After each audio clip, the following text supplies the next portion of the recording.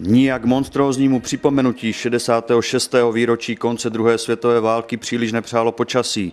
Pietní akt ale splnil svůj hlavní význam.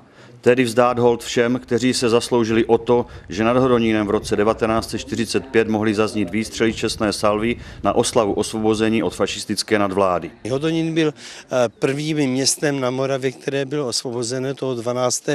dubna. Trošku se potýkáme s tím datumem, protože ono v podstatě bylo 12. dubna skutečně osvobozen Hodonín. Občané 12. na podvečer vyšli do ulic, oslavovali a je pravda teda, že ještě kulometná 2 hnízda byly v Hodoníně v Cukrovaru a tam ty byly jako zneškodněné až toho 13.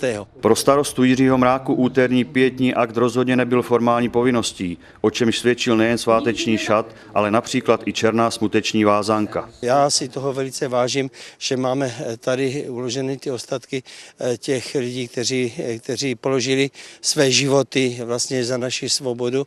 Velice si to všichni určitě musíme vážit. Zastupitelka Martina Millerová připomněla, že válka znamenala pro miliony mužů obrovský zvrat životních cest a snů. Museli opustit rodiny, zaměstnání a nakonec i mnozí padli.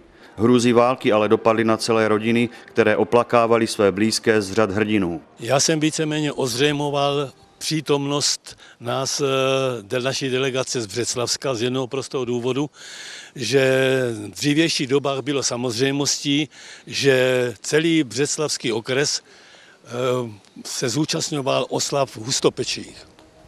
Ale tady ten cíp nejjižnější, to znamená, jak jsem ho vzpomínal ve svém projevu, od Lanžhota, kde byly nejkrvavější boje, jenom přímo v Lanžhotě, že padlo kolem 1500, nebo dokonce některé čísla uvádí až 3000 padlých. Plukovník Němeček ve své řeči odmítl i některé připomínky z poslední doby, které znevažují historické počty padlých na jihovýchodě Moravy. Ani toto číslo nemůže být zdaleka konečné, protože kolik padlo a odnesli studené vlny Moravy, to už nikdo nikdy nespočítá. V závěru pietního shromáždění kněz pravoslavné církve Serafín Tomeček odsloužil na památku všech sovětských osvoboditelů krátkou smuteční mši.